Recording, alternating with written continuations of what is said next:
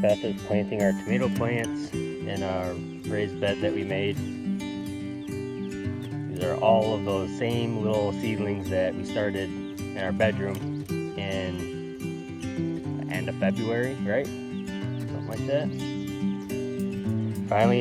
Finally warm enough to put them in the ground. And this is just the start of it. There's going to be many more to come. Hello everybody! Today is garden day. We're gonna put the rest of our veggies out in the garden because we're tired of them being on our house and our dining room table, in our bedroom, everywhere. Everything's looking pretty good. The cabbage looks awesome.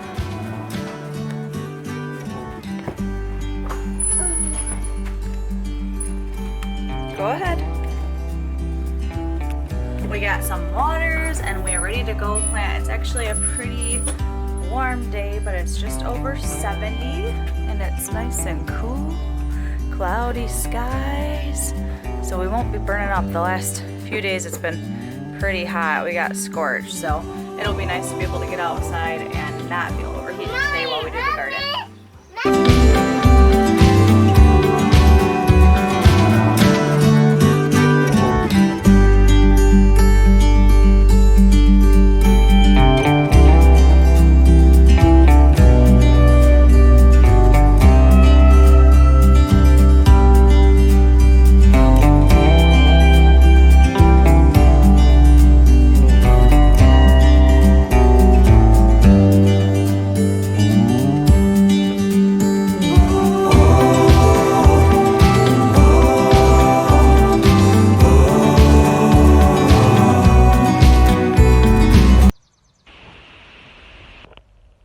So our plans changed from what we were going to do. Got all this cardboard that we just laid right on top of the ground, right on top of just untouched lawn. And we've changed our minds on what we want to do. We're going with raised beds throughout, but just an example of what a piece of cardboard can do to the grass. If you just wanted to start a garden, you could have just put compost, dirt, wood chips right on top of the cardboard, and it kills the grass and it decomposes, and your roots of your plants will just go right through it into the ground, the undisturbed ground with all the microbes and healthy bacterias that plants thrive on, right into this dead grass. You can see all the spots where we missed or the cardboard curled up, but we were kind of late on the game here. Should have got dirt on it really quick, and really you can just put multiple layers of the stuff down, but I am putting it inside here. These Chewy boxes, we buy our dog food. We called the company, and the dyes that they use on Chewy boxes are all natural, non-toxic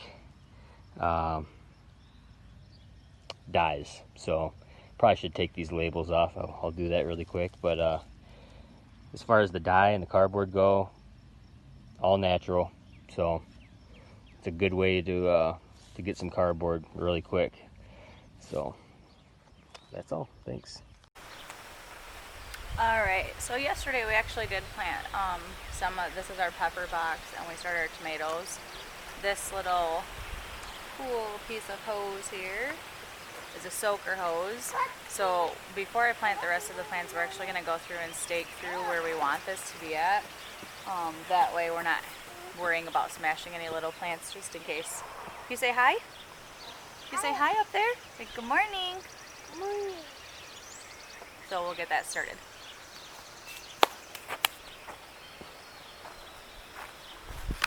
Alright, so you can see over here we have our hose connection that we can take off if we need to. Baby, get out, because there's plants.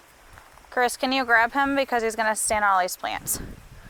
Please. Go that way. Go in the empty box. Thank you. Trying to help me put stakes in. Okay. So you can see our drip line. See those metal stakes? We go in between the plants, go around to the front, and go back up. So when we go to water the garden, once this is running, you know, for 20-25 minutes, everything's gonna get a nice healthy dose of water when it isn't raining. See these little stakes? The little boxes 4x4s we went diagonal on. And came back across. This is the box of stakes that we got off of Amazon. I can put a link down below the video. Oh, I stuck a few extras in there. We don't need those. So then back up to the front of the box. This is the extra hose for the next box. And those stakes hold it in pretty well. Chris had a good suggestion of taking your hose and completely straightening out before you put it in the box. But you can see it goes in pretty easy. That way if you straighten it out, then you're not dealing with kinks along the way, even if it does curl up a little bit. And we're doing this before we plant the plants, just so all the vegetables, so it doesn't, you know, crush any when you're going to put the hose in afterwards. It's just smart to do the water line ahead. This looks pretty cool. Are you helping? Yeah, you can help. Want to show them how to do it? Okay, put one on there. Yep, put it right here. Yeah, go ahead.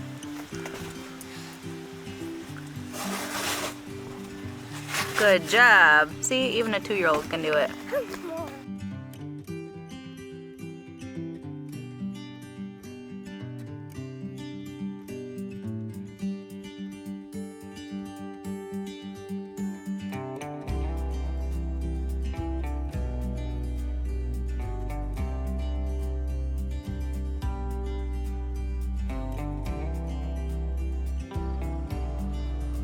A couple weeks later on the pumpkin patch, looks pretty good.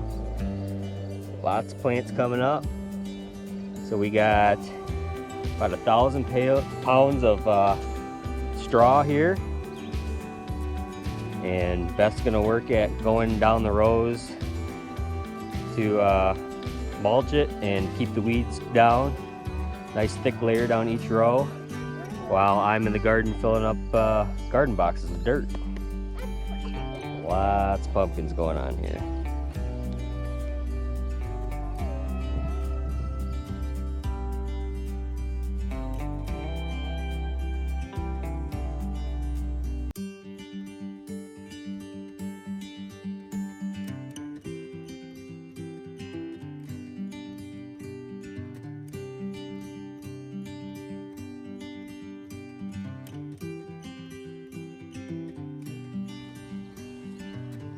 Good job, dude.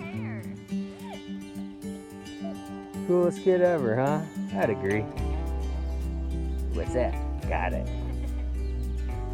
Every little bit helps. Thank you, sir. All right.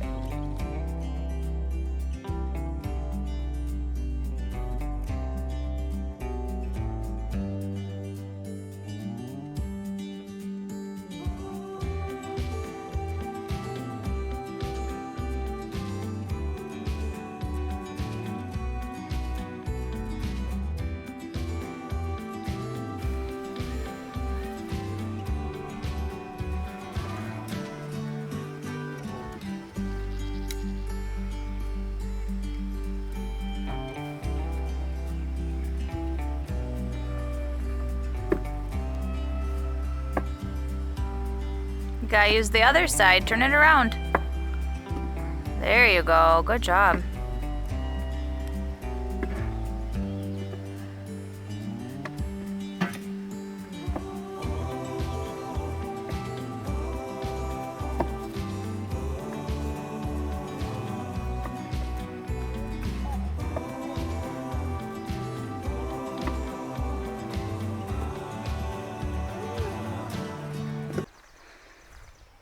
Alright, just to show you what we got done. Drip line goes all the way through, over the arch. It'll be a nice little spray when you're out here working. Back down the arch. back through all the boxes, around the tomato plants. Should be pretty great to be able to put the water on and let them get drenched when it's 80 something degrees outside. We also got a few rows of the hay done, or the straw done in the pumpkin patch to help control some weeds. So that's all for right now. We're gonna come out a little bit later and put some plants in.